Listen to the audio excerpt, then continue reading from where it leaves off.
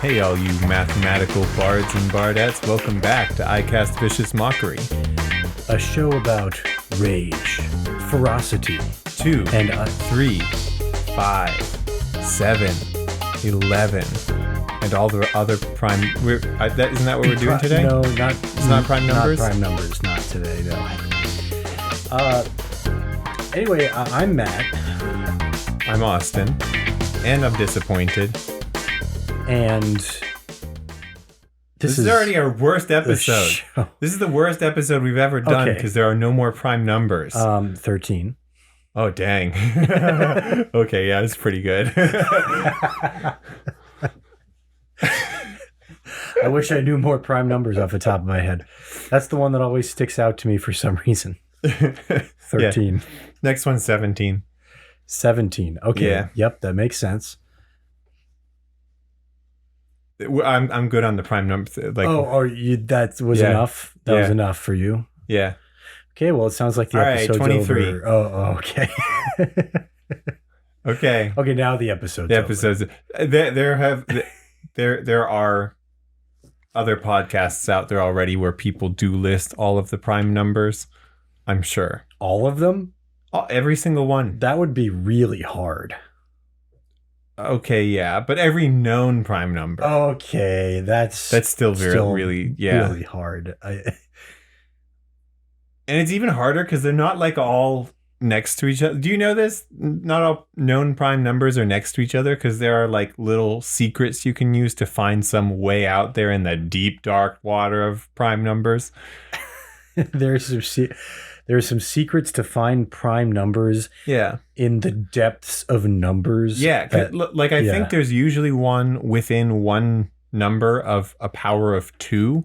So if you just do like 2 to the 1054th power, and then you subtract 1, you might have just found a prime number that like, we don't know the next lower prime number before that because you might have to go a million numbers to find one. Although actually to the 1054, that's probably a little small for the thing I'm talking about, but you get the idea. The concept of numbers makes me believe that the universe is actually not finite like we think it is. Why does it make you think that? Because conceptually we have this idea of infinity, which means it must exist in some capacity. Uh-oh. Huh. Okay. Yeah. Beat that, flat earthers. Yeah, exactly. Wait, do they believe that there's a universe, flat earthers? Like... 1 second. Okay. What I'm saying is if you give them like 100% of what they want.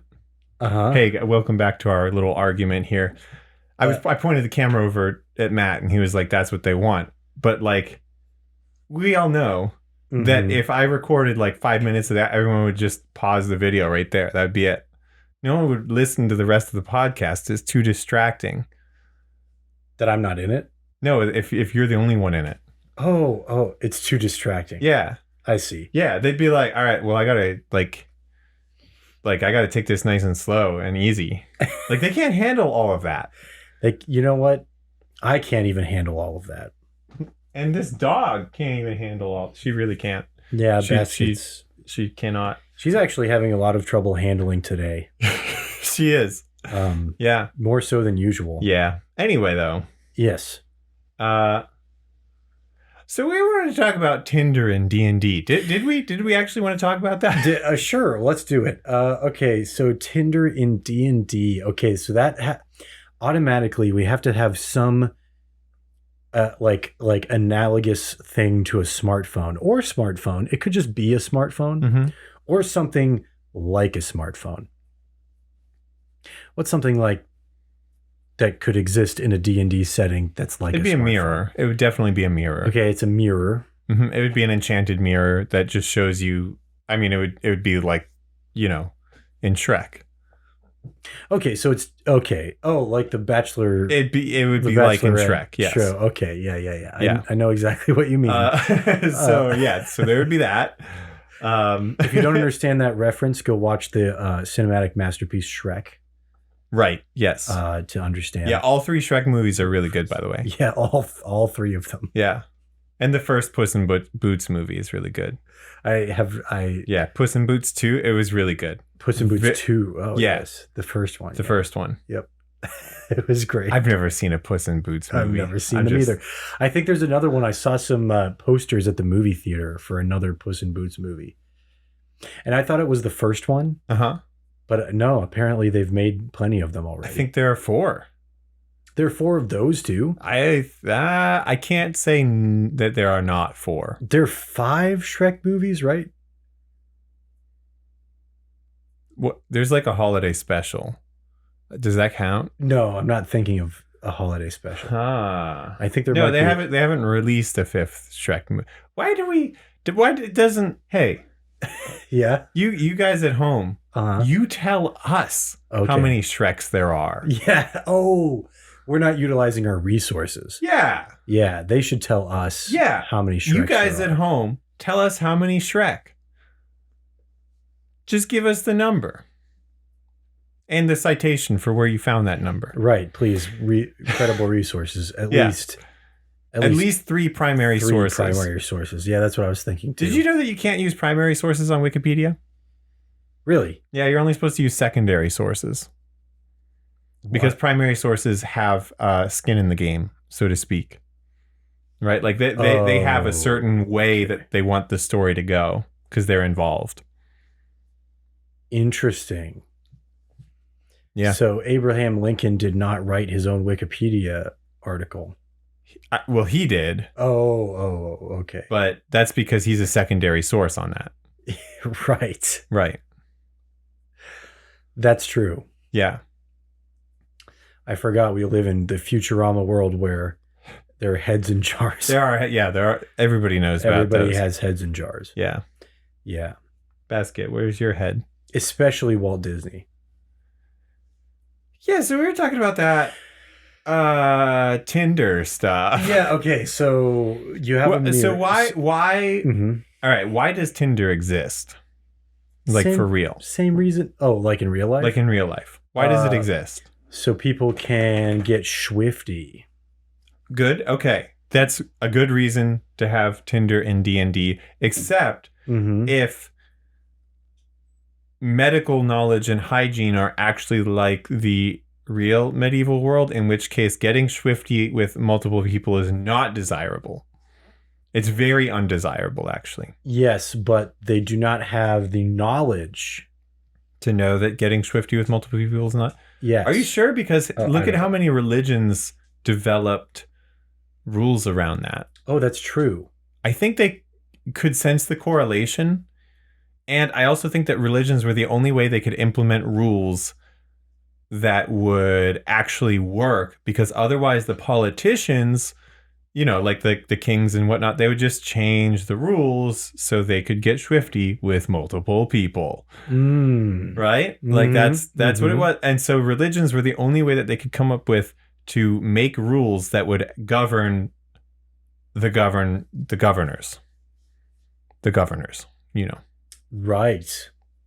That's fascinating. I never thought. And I don't think it was like religious people were like, I need to control the world. I'm going to create rules for the government. It was more like people just do that to themselves. Like humans do this to themselves. Yes. No, that makes more sense. Okay. Yeah. Okay. So Tinder exists in D&D. And its purpose is getting swifty. And many religious organizations are trying to crack down on this. Right.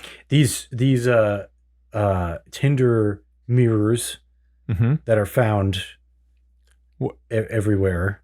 Yeah. And that's their only purpose, I assume. Well, they also work as a mirror. Oh, right. And maybe they tell time. Oh, okay. That would be really cool, wouldn't it? It would be. Maybe the second version tells time. Mm-hmm. But like most people got the first one. Right.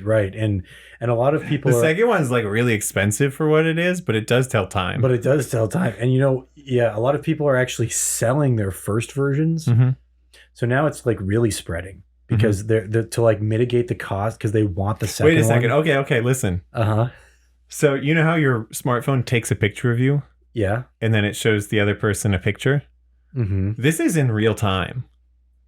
Oh. So this just, instead of reflecting you on your mirror, it reflects you on someone else's mirror. So they see the mirrored version of you. And they're like, oh, and then every time somebody meets somebody else from it, they're like, oh, you look, I can't put my finger on it. You know what though? It wouldn't be the mirrored version because it, like, if you think about, no, it can be. That's more fun. I like that better. Yeah. They'd be like, you look just like him. Yeah. But there's something off. There's something different. I'm not sure what it is. Yeah. Yeah. Yeah. I was thinking about that. I was thinking that too. Yeah. Yeah.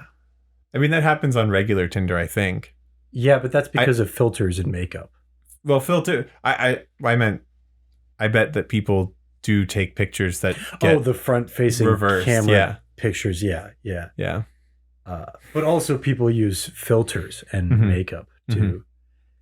They don't always look like right. And sometimes they just post a picture of their dog. Yes. Yeah, I know that is true. Yeah. And sometimes they'll have a single picture and it's just a black frame. Mm-hmm. Like it's of nothing. Yeah. Or it's just a picture of 80 people. Yeah. And they're like cut off on the edge of the frame. Yeah, exactly. Which one is you? Yeah, exactly. Or sometimes it's just memes. Like really? Only memes. Yeah. Actually, I have a friend who that she did this thing where she made a Tinder just for fun, and she took a picture of herself, a friend of hers, and a different friend of hers, and those were her three pictures, like three completely different looking people, and apparently every guy that she matched with, they all did the same thing. They were like, "Which one is you?" And she kept just being like, "They're all me. What are you talking about?" All right, so we've got a good start here. Okay, cool. Now let's talk spells. Okay. All right. So you do a little swipey thing on the mirror. Wait. I don't like that. Maybe wave your hand in front of the mirror. Wave your hand in front of the mirror. Yeah, you don't want streaks on your mirror. No. Yeah. Imagine how like. All right. So what if? Yes. The smudges on your mirror show up on your reflection on the other person's mirror. Oh my God. They're like, oh, I don't think so. This person does not know how to use this. I'm also like imagining that because you're seeing the other person's reflection in your mirror, you can't quite see your reflection well enough. So like both people end up like their face is like half cut off on it, or it's like going straight up their nose. Dang, that's a really nice chin. I hope there's a person attached. Yeah. Okay, so clearly this product needs to go through some more R&D. Yes. Well, that's why the second version tells time, but there's still some kinks to work out. Yeah, actually, so the third one is usually the one, right, where people are like, right. Yeah, this is the thing. Like the iPhone 3G, everyone was like, okay, yeah, okay, this thing's, yeah. Yeah, same thing with the third generation of the iPod. No, I think that actually might be the one that people like the least. I have no idea. Neither do I. Anyway. And my younger brother, too. Anyway, so...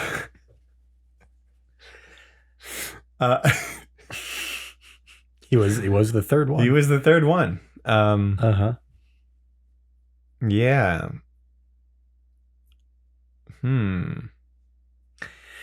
There's nothing else to say about that. I was just joking. Anyway. I think I think we've hit the nail. I think this is perfect.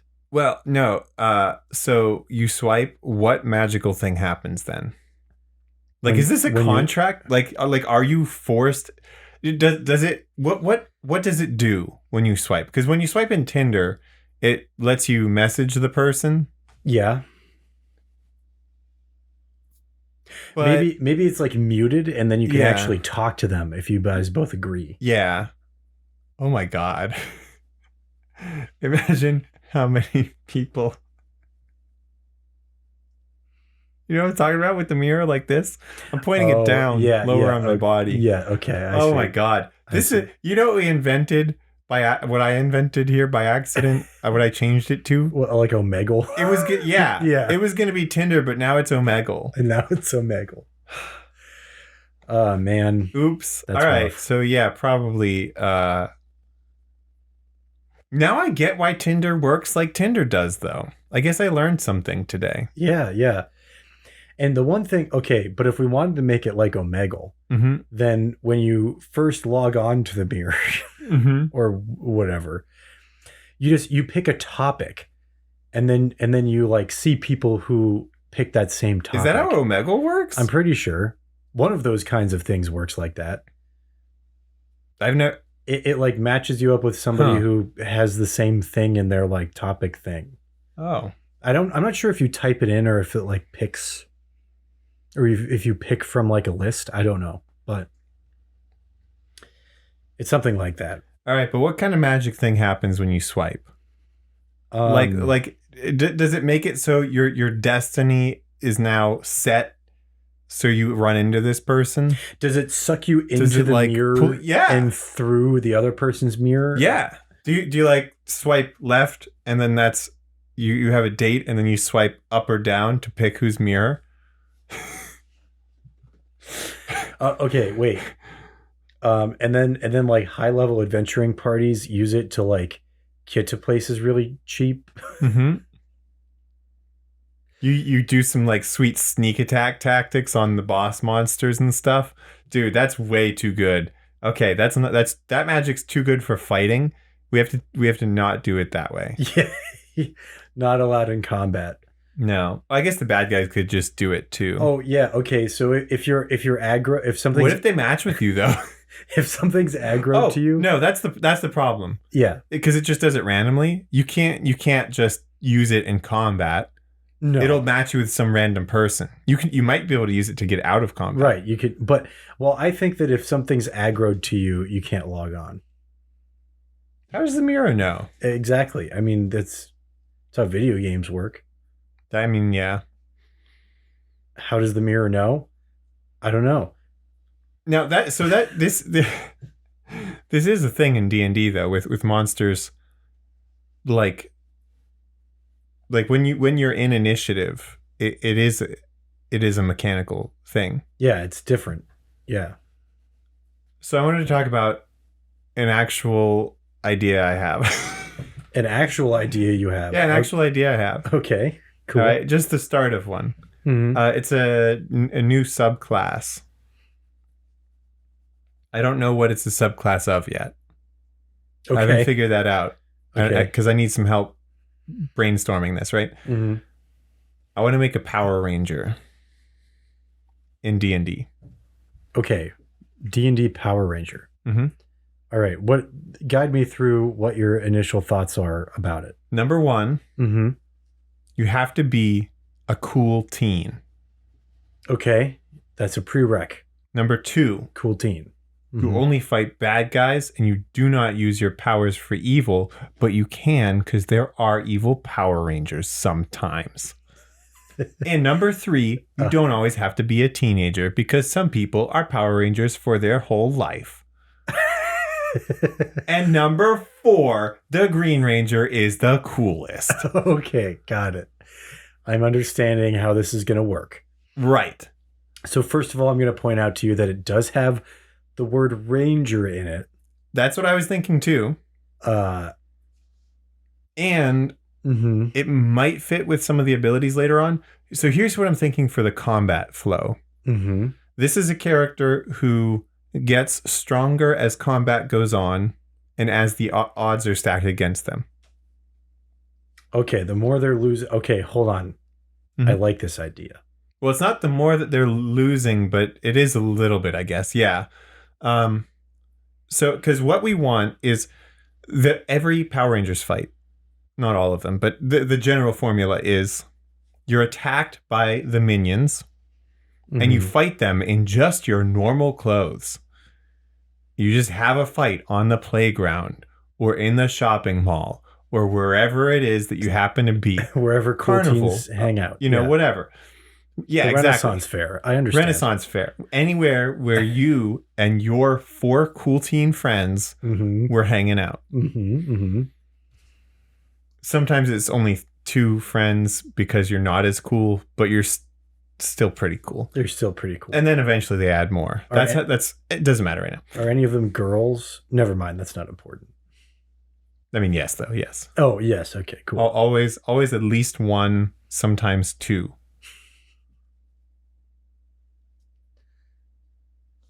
Is it ever 3? I think it's only 2. Yeah. I don't think it's ever 3. Oh, man. I'm pretty sure it is at some point, but I just will never think of it. Well, maybe it's not. Pink and the Yellow Ranger are girls, but I don't think any of the other ones ever are. I mean, in later seasons, yeah. I don't think that there's ever a season where there's more than 2 girls. But also, it's a team of 5. Oh, yeah. And like, so, I don't know. Well, it's usually a team of 5, and then they add another dude after. Okay. So that it's 4 to 2. 4 to 2. 2 to 1 ratio. I mean, the target audience is little boys. Okay. Anyway. That's why they need more girls. No, little boys. Okay, never mind. Exactly. Yeah. Little boys can't do that. Like, you lose your target audience if you put in and too many girls and they're like, I didn't know. You have to have just enough girls for them to be like, I feel something. I feel something about that, but not so many that they're like, this looks like a girl show. Yeah, exactly. Yeah, I see. Yeah, and it's a gut reaction as a little. Listen, if you're thinking this is super sexist right now, then maybe you haven't been a little boy. Maybe because I mean, yeah, it is, but it's not like little boys choose that. That's built into them. And the media knows that. There is something about that. I don't know like how much of it is indoctrination by culture to like, and how much is like, just built in. But it feels like a lot of it's built in, man. Anyway. You start off the fight in your regular clothes, the ones that everybody wears, but especially cool teens. Then you might summon your weapons first. Did I mention you get super sweet collectible weapons that are definitely some excellent merchandise as soon as they switch out the blades on the ends with like rubber blades? Because, dude, let me tell you, you get some sick weapons. Anyway. Then you fight all the minions, and then the main bad guy comes out, and you have to fight them. But your weapons are, while strong, are not cutting it. It's morphin' time. It's morphin' time. Right. This is when you morph into your Ranger power suit, or I think they're called power suits. Which is also a separate thing. Doesn't matter. So you morph and you get even more powers.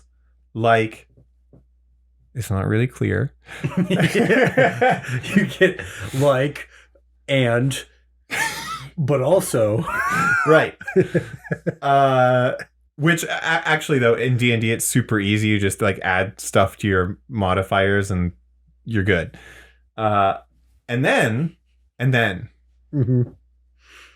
Once you've slain the bad guy, that's when the big bad guy comes in and they throw a little magic powder on the bad guy, who then grows to 50 times their size. And then you need to call in the Megazord. The Megazord. Yeah. Right. Absolutely. I've seen the Power Rangers movie, so I know all about this. Yes. Is that the one that has 3 girls? Maybe there are only 2 girls in the movie. Yeah, the movie has 2. I mean, there's a bad guy who's a girl. Well, right. There are a lot of very hot bad guys in Power Rangers. Like Rita Repulsa. She's okay. She's okay. But I'm talking Diva Talks. I'm not going to remember any of the other ones. You just got to look it up. I'll look it up. Yeah. Go to www.hotpowerrangersbadguys.com. I looked into it actually right before we came here. Yeah. I knew we were going to talk about this. Right. Yeah, I know. I texted you about it. Well, I read it in the script. Right. And that I wrote that part in the script, but that was an editing mistake. I meant to go back and change that line about me texting you about it. But this is in the script because instead of changing it, I just put this in because it felt easier at the time. But now it's really hard to keep this going with a straight face like this. So yeah, I'm sorry. I don't want to break character or anything. No. All right, so I don't have many mechanics for this subclass. Okay. But the one that I do have is that I think you should only be able to summon the Megazord if you're fighting a creature above a certain size threshold, which I think is what's bigger than large? It's large and then huge, I think. I feel like actually huge might even be too small. Because a huge creature, I feel like 5 Power Rangers could take that down. Next is Gargantuan. I think it's got to be Gargantuan. Me too. I agree. 100%. But the Megazord is also a Gargantuan. I think it's a creature. The Megazord is a creature. I think it's going to be considered a mechanical creature. Not like a construct. I guess a construct is technically still a creature. No, those are different mechanically. Okay. I think. Because certain things that work on creatures don't work on constructs. Not sure what. That is true. Mm-hmm. But I want spells to work on the Megazord. Because otherwise, yeah. Because but the Megazord so the Megazord would give you, it works kind of like polymorph. So this might be a druid, actually. This is especially with the Mighty Morphin Power Rangers, where they got their powers from the dinosaur Megazords, right? And they connected with their own dinosaur spirit or whatever. Okay. Yeah. And that's how they got their power. That still feels like it could be a Ranger thing, but continue. Yeah, it's a weird one. This might be its own, I don't know. Well, because I'm just thinking that because Rangers are a balance between combatives and magic. Yeah. Which is, I think, what the Power Rangers need. Mm-hmm. Because if you go too magic, then the combat isn't going to be very good for them. Right. Yeah. Like a druid doesn't have very good weapon skills necessarily. Then again, you got stuff like a hex blade, which is similar-ish. Like a warlock, you mean? Yeah. Yeah. Like a hexblade warlock. It's a similar thing. Mm-hmm. You get these magic belt buckles and whatever. These magic belt buckles you owe your allegiance to. Anyway, yeah. So that's the thing.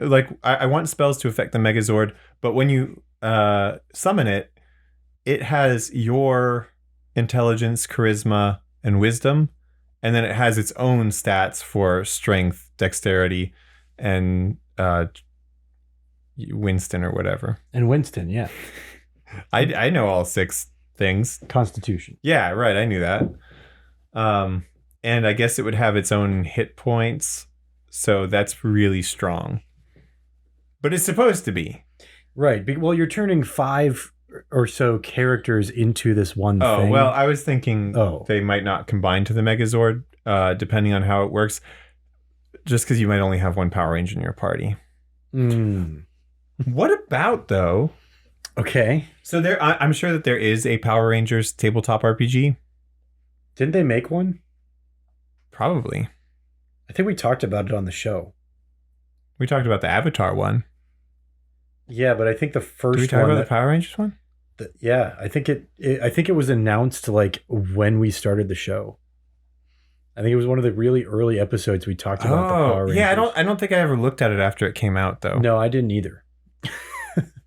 But all right, so yeah, you could have these rules, and just your characters are normal characters. They're whatever you pick, and they're not Power Rangers as their class or subclass.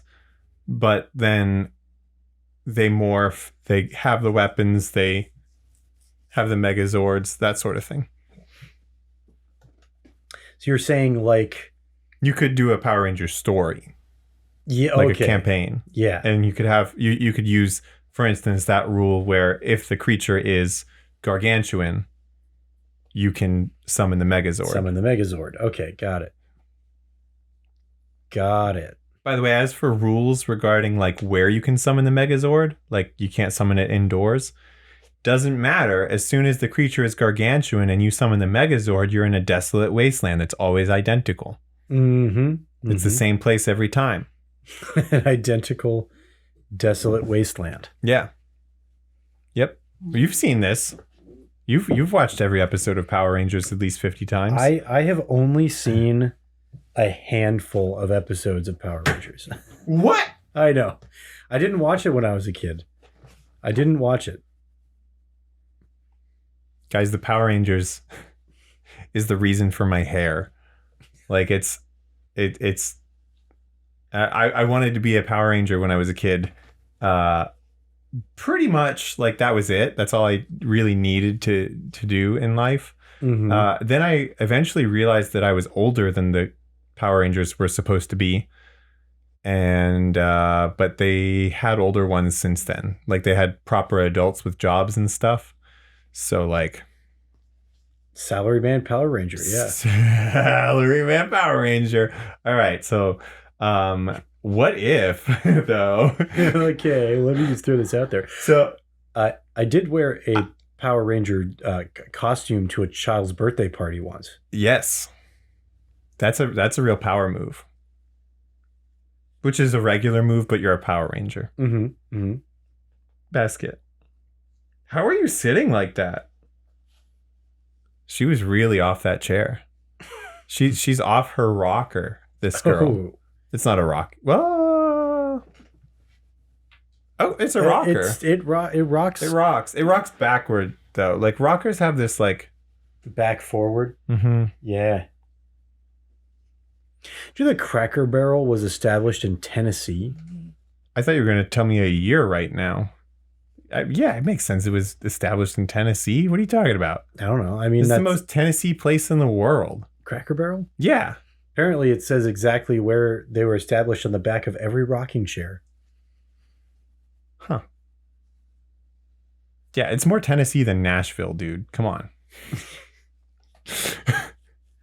Well, I had somebody tell me like, "Oh yeah, it's pretty close to Nashville in Tennessee," and I was like, "Isn't everything in Tennessee close to Nashville?"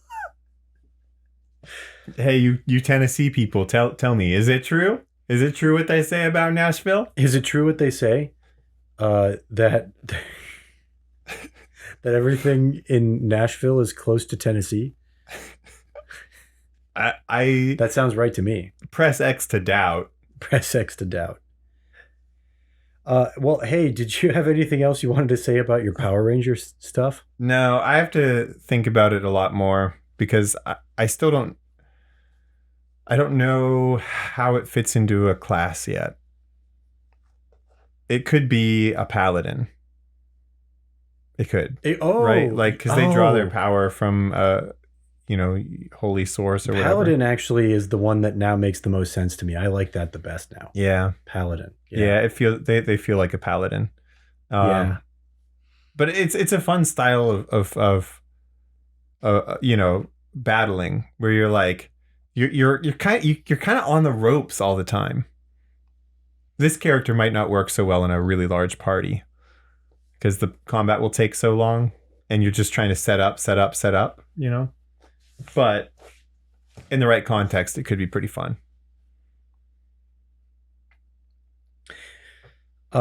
Yeah. Do you want me to talk about this thing I have? Don't you dare. Okay, yeah, go ahead. Okay. User Agginmad.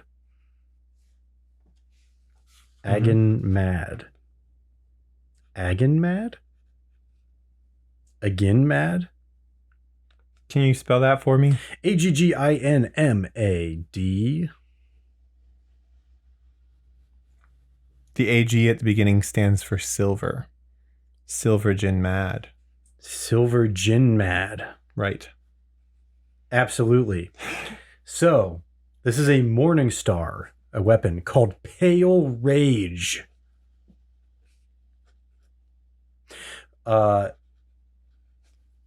This icy Morning Star was perpetually patinated.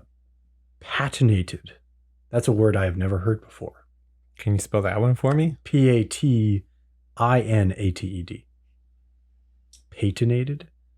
I don't know. I've never heard it before. That's a new word for me. I'm learning something. It sounds like, based on the spelling, that they mean that it was repeatedly given a patina. No, that's P-E-T. P-A-T-I-N-A-T-E-D. Patinated. The context of the sentence, it's like it encompasses it. It's sort of perpetually coats it with a crisp crust of hoarfrost.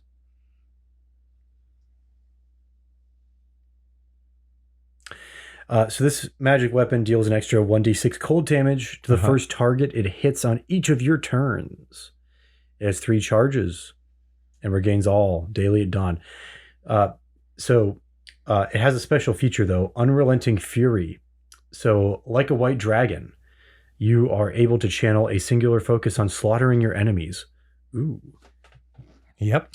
Whenever you hit a creature with an attack using this weapon, you can spend 1 charge to gain an advantage on the next attack you make against the same creature. If you hit with that attack, you can re-roll any 1s or 2s on the damage die or the extra cold damage, and you must use the new rolls. So I like that it's something that makes it so that you do more damage the more you hit something. Yes. Which is cool. Yes. Yeah. It's similar. It's that build-up style of combat. Mm-hmm. I mean, that's not always... it's very frequently not the way things go in D&D. Right. So, I mean, that even makes me nervous to, like, make a subclass like that or stuff. But... DMs, set your guys up, dude. Yeah, it's a single magic item. It's not like that strong. Just hook them up with some big, burly, beefy dudes to patinate on all day. Yeah, just patinate all over them. Okay, so that one was pretty... No, it's pretty straightforward. Pretty straightforward. I like that. I like that it's got that, like...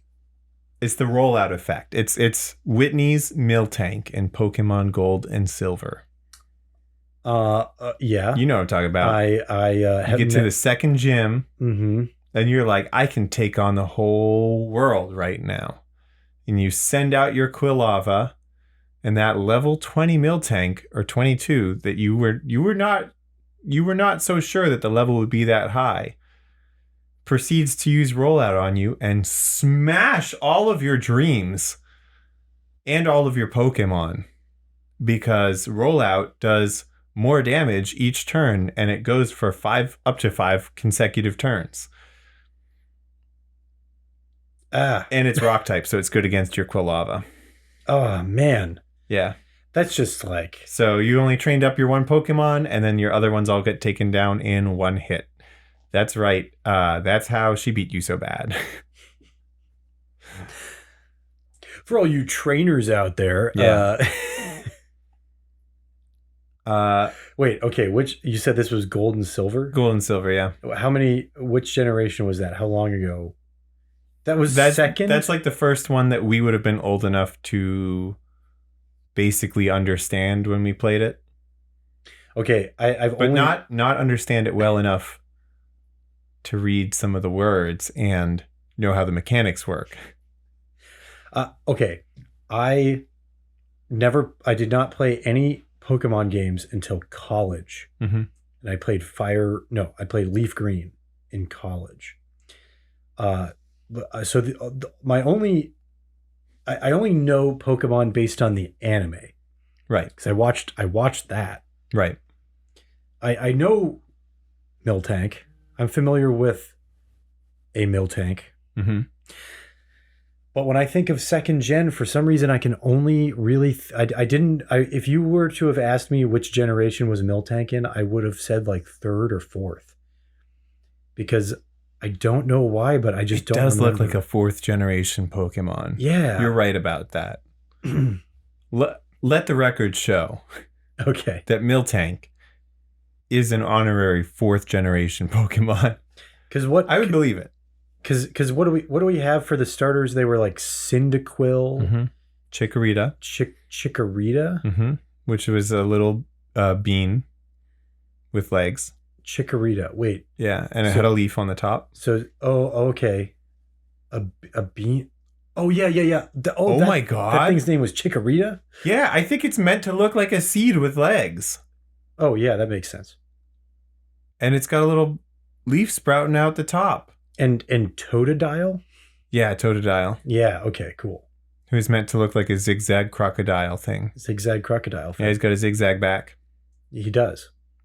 Not a zigzag front, though. He's just got a chevron. Does Totodile have the chevron yet? I can't see it in my head. Yeah, I'm having trouble. Wait, what was the leaf? The Chikorita. Chikorita. Okay, I that one escaped me. I remember Cyndaquil. I remember Totodile. Yeah, Chikorita. It's easy. You just put together Chicory and Senorita. Okay. I guess. Chikorita. Cool. Yeah. Okay. So anyway. Yeah. Don't even ask me about third generation. I have no idea who the starters were for the third generation, but you know one of them. I should know one of them. You do know one of them. I do know one of them. Mm-hmm. Is it Miltank? No. Miltank is one of the starters in the third generation. After the second generation, they re-released Miltank. Re-released Miltank and the Pokemon fandom split at that point. There are two alternate universes of Pokemon fans. And I am aware. I'm a Miltank truther. and that's a what is that? Is that a Mandela effect thing? Yeah. Is Miltank from second generation or a starter in third generation? If you were thinking that Miltank is from the second generation, let me tell you, you have found yourself in the wrong universe.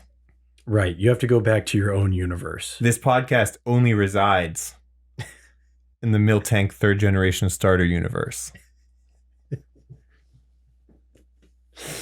All right. We're sat firmly in that universe. Right. It's not choice. It's not a choice. No. That's just where we exist right now. It's reality. It just is. It just is. I do phase between them.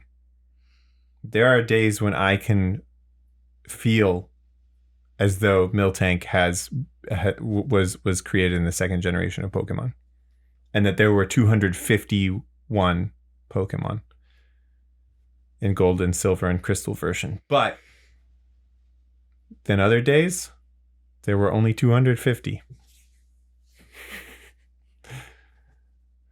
It's the water starter, by the way. That's in case the one you were wondering. I would know. Oh, is it Mudkip? No. Oh, yeah. It's Mudkip. Sorry. Yes. Okay. Yes, it's Mudkip. Yeah. No, I was saying that Miltank is the water starter. Oh. You could imagine how the water squirts out of Miltank and why it was so popular with parents at the time. Yeah. It was, it was around the time that breastfeeding was starting to become more popular. Right. And then that lady started breastfeeding her cat on the airplane, and now it's lost popularity ever since. Wait, when did that happen? Oh, you didn't hear Was that recent? Man, last year. I mean, in this universe. In this universe, last year. In the other universe, it was yesterday. Yeah, I get the newspaper from that universe, so okay. I knew about. Oh no! This is our worst bit in years in this universe. Thankfully, it's our best in the other one. Well, I don't know if that's something we could be thankful about or not. I guess so. We'll have to put up with it. Yeah, because unfortunately, our paychecks come to us after in this we got universe. Divorced in the other universe. Like, just all right. My life has never been better, but I'm not telling you which universe that is.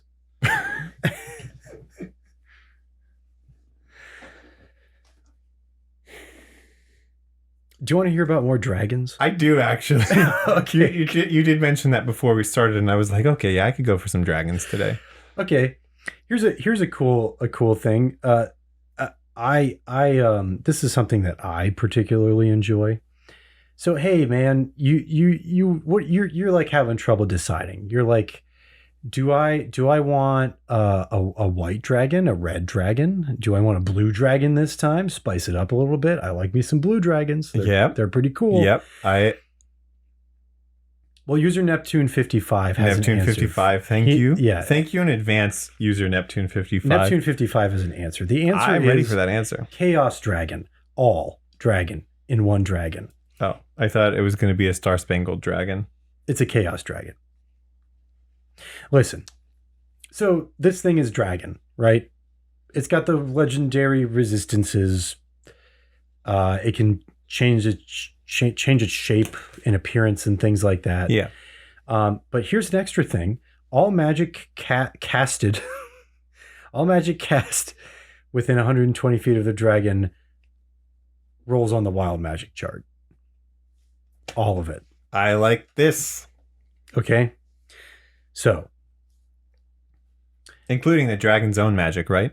Assuming it uses it. I believe it's inclusive, yes. Nice. Love it. Though it's, well, I don't know. Do dragons cast magic? I think they can. He doesn't really have spells. Oh, okay. So I don't think he actually, I don't think this dragon casts magic. Okay. Yeah, multi-attack, all kinds of stuff. But, so this is a feathery dragon, apparently, because it has a feather strike where the dragon shoots a flurry of tail feathers. That one's interesting.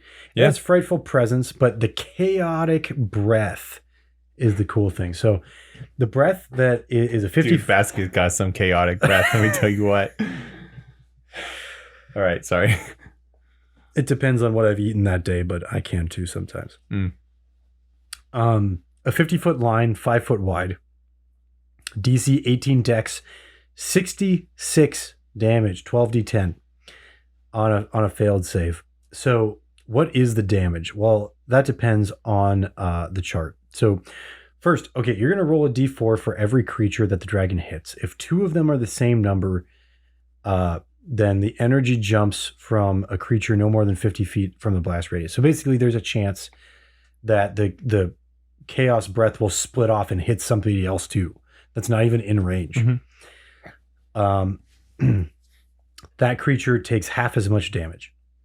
And if there's no creature there, then the creature with the most hit points in the blast radius takes an extra 8d10. Whoa. Yeah. Okay. So the damage types, they've got 10 damage types here, and it does include force damage.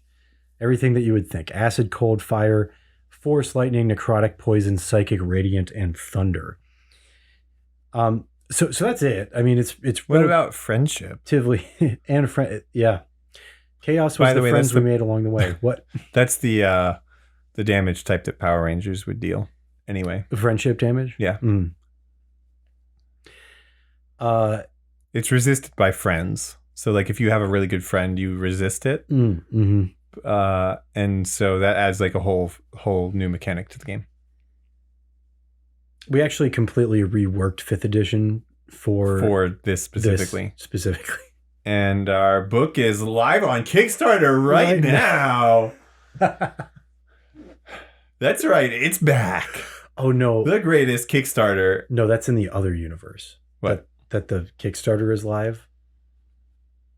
Oh, darn it. This bit is too good. In this one, it ended like months ago. Right. Yeah, it did. I forgot about that. Yeah. Okay. It's April now. Yeah. Yeah. That was in. Yeah. Okay. Mm-hmm. Sorry. What? so anyway, no. I mean, there's really not much else to say specifically about this creature, but I do like it. I want more chaotic effects. Me too. From the breath. Yeah. The damage type is already great. Yeah, definitely. You roll the damage type, or do you choose it? No, you roll it. You roll it? Okay, yeah, roll perfect. a d10. See what type of it is. Yeah, that's awesome. I love that. And I like that it's a lot of damage because I think sometimes you might run into problems with people absorbing it. So I like that most of the time it'll damage them. I like that you can't plan for it. Mm-hmm. Because if you know you're going up against like a red dragon, you're like, all right, get all my fire resistant stuff out. Mm-hmm. But you don't know what to do for this one. Yeah, unless you get something resistant to everything. That would take some doing. Yeah. Not as much of a problem if you have extra fingers or something for a bunch of rings. Yeah. Maybe you could make that your character's background. Born with an extra finger just so that you can add an extra ring. Yeah. Yeah. That's what I think that's pretty much the only way to fight this thing. All right, guys. So the next time you guys start a campaign, go up to your DM and say, listen, all I ask is that you let me do this custom background, and it doesn't do anything crazy. It just gives me one extra finger on each hand. That's it. There you go. 2 extra rings. Yep. Or what if you have more than 2 arms? Oh. My race has 4 arms. Yeah. Like what? Every race has 4 arms. What if your parents are a centaur and a mermaid, but you just got the top half of each and you're a CatDog centaur mermaid. You're a CatDog. Right? Like you're the top half of a centaur and the top half of a mermaid, but this way. So you have to like your intelligence score is doubled because you have 2 brains. Right. Clearly. Are you one person though? You are at least one person. Or do you and the other person act independently of each other? I'm gonna say, well, it's kind of like basket. Okay. Right? Like she's got a head and that works for smelling stuff mm-hmm. and eating mm-hmm. and sometimes inhaling stuff like food through her nose. Mm-hmm. And then she's got a butt that kind of it operates independently. Okay. Right?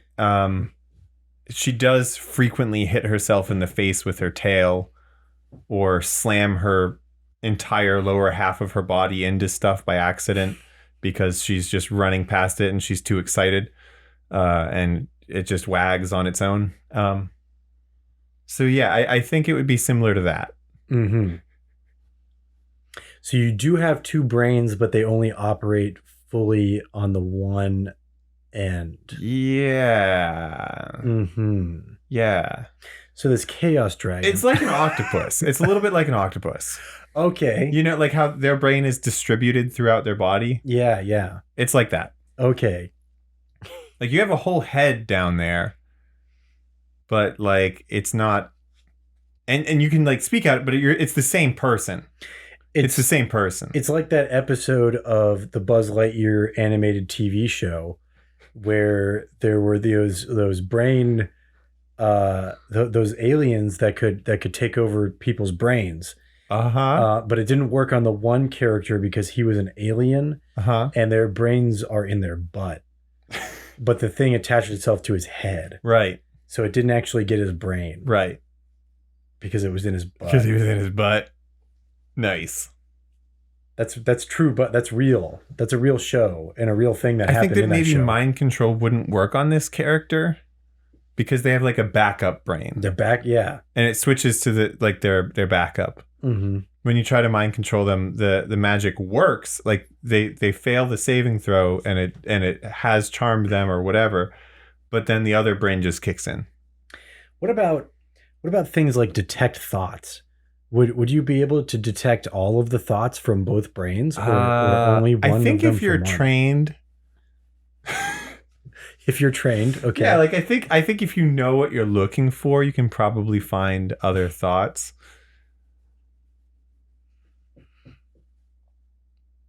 Hey, finding thoughts. That's what we talked about at the beginning of the episode.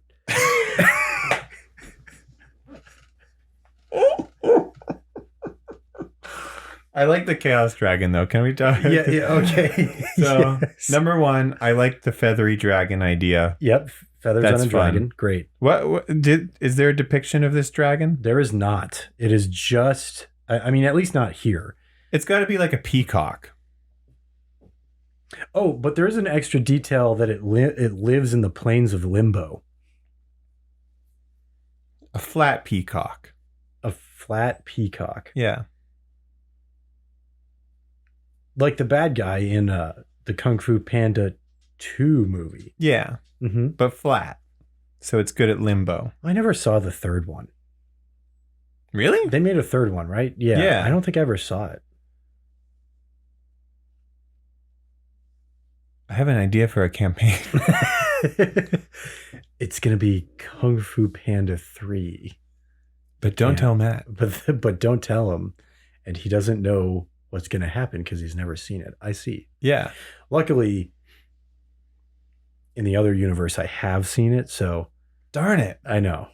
Scheduling stuff with two universes, by the way. So have you guys hard. Ever tried this? Have you tried that? That's why I use today's sponsor, Audible. NordVPN. Oh, that would be a good one for that universe thing. Nord. Get on that. Listen, NordVPN.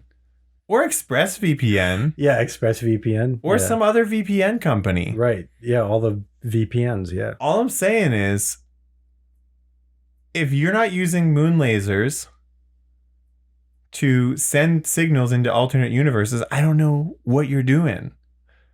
Imagine how much Netflix you could get somebody to be like, yeah, I think I can, because I'm already finished with Netflix US and Netflix Earth, I could definitely take on another Earth's worth of Netflix.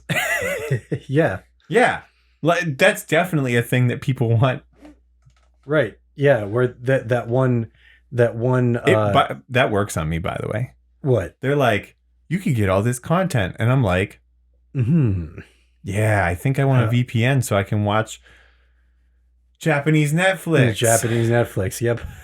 Exactly. But I don't even watch English Netflix. Exactly. Like I don't want that. But I want that. Maybe. What if there was advertising in D&D? That's it. Look at that. Like in your campaign, there is advertising in D&D. Oh. But I don't know if you mean advertising in a D&D campaign. I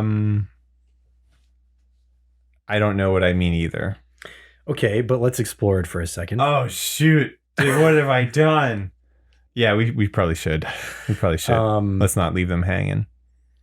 So we've talked about chain shops where you can go in and they have the same kinds of stuff. Yeah. But how would they advertise?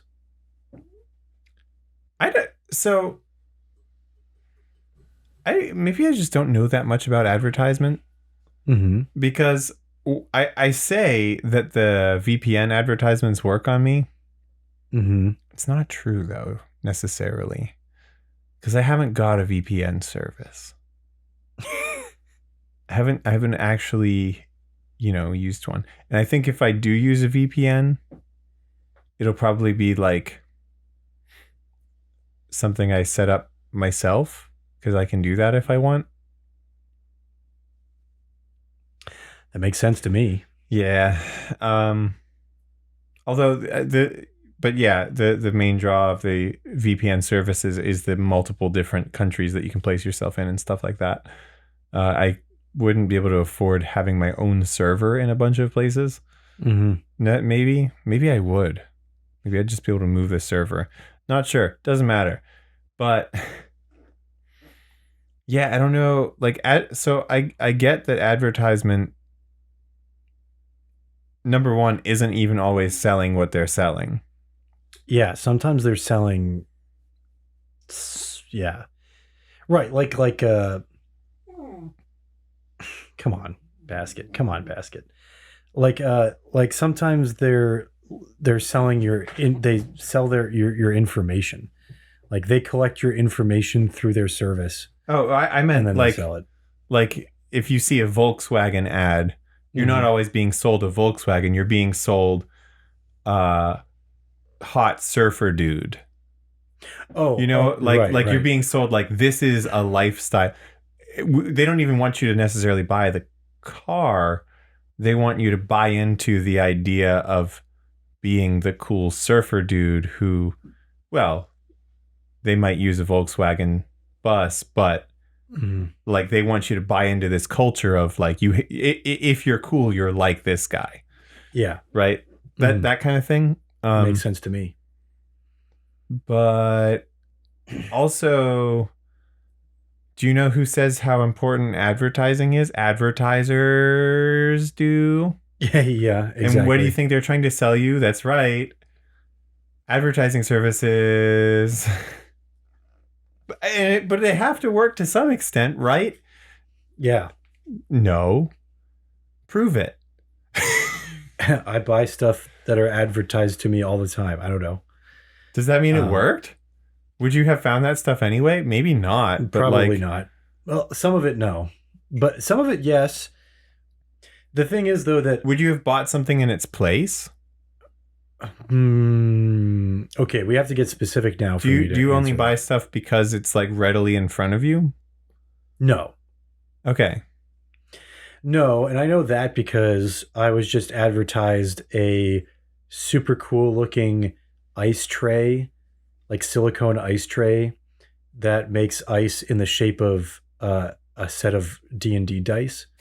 And I was very close to buying it, but I didn't because I was like, you know what, it wasn't even that expensive. I just was like, I don't need it. I don't need it. I wouldn't use it if I did get it. Exactly. I wouldn't use it very much, at least. Yeah. Probably ever. I'd use it the first week that I got it all the time. And then after that, like not at all. Ever. Right. Yeah. Okay. Yes. I could see that. Yeah. Yeah. I don't know, man. I'm not sold on the whole advertising thing. Yeah. Yeah. Maybe I should. Okay. I'll come up with some ads to show you to get you. You got to convince me. You just got to prove it to me. Somebody in advertising, prove it. Except I'm just going to, you know what though? Every time you try to prove it, I'm just going to say, nope, you're wrong. And as long as I do that, I'm right. You know what's interesting? I think I'm actually, I think you've actually convinced me that advertising doesn't work nearly as well as advertisers want you to think it does. Oh, it definitely can't work as well as they want you to think it does. That's for sure. Because if you think about what's the closest thing to advertising that's not actually trying to get people to buy something? To me, it's either, well, I don't even count political ads because those are actually, yes, trying to get you to buy something. Mm-hmm. Whether, yeah, definitely. But like public service announcement things, those are like advertisements, but what they're trying to get you to buy is an idea. Right. Like the stop smoking ones and all that, right? Yeah. Which, by the way, those are funded by tobacco companies. Are they really? They're required to be funded by them, by the government. Okay, like the government, it was like, hey, you need to put out messages, and that's why they're so crappy. Okay. That's why they're crappy? That's one of the reasons. Okay. That makes sense. But the other thing is like the not to get too topical or whatever, but like the COVID, like just go get the shot ads that I see all the time. The vaccine is safe and whatever, reliable. What do they say? They use these buzzwords and they just have the people say, I'm a doctor. You should trust me. Go get the thing. Yeah. Which, like, they're probably right. But also, like, why are the ads so crappy? Yeah, why are these ads? How is that going to convince anybody? Yeah, that's not going to convince to go anybody. do this. Yeah, like, exactly. What? Why is it such a crappy ad? I don't know. Do good ads work better? Like, all right, I saw the trailer for Breath of the Wild the first time. I was going to buy the game before I saw the trailer. When I saw the trailer, it just made me think, thank God I am actually a cool person because I like this. Yeah, exactly. Yeah, okay. Right? Like, thank God the thing that I already knew I was going to like, this trailer looks cool enough that I can now talk about this with other people. Okay, yeah, I get that. I understand that. Maybe that's what I was feeling. I don't know. That might be a little bit of a cynical take on that. I just I don't know. Because I think that the cost of an advertisement to how much money it would make, the math doesn't work in most cases. Yeah. Like if you want to buy a pair of pants, to convince somebody that your pants are better than any other old pants out there, that's going to require some serious advertising. That's going to cost a lot of money. Yeah. And unless they actually are better than other pants. Right. In which case, it doesn't cost you money to prove that. You know? Yeah, maybe not necessarily. I mean, like, there. All right. So is marketing different than advertising? Is like finding the people for your product and letting them know about it different than trying to get people to change their opinion on your product? If you're putting it that way, then yes, I think marketing does work. But maybe advertising doesn't. Because marketing works like Tinder works, whereas advertising works like a blindfold skeet shooting.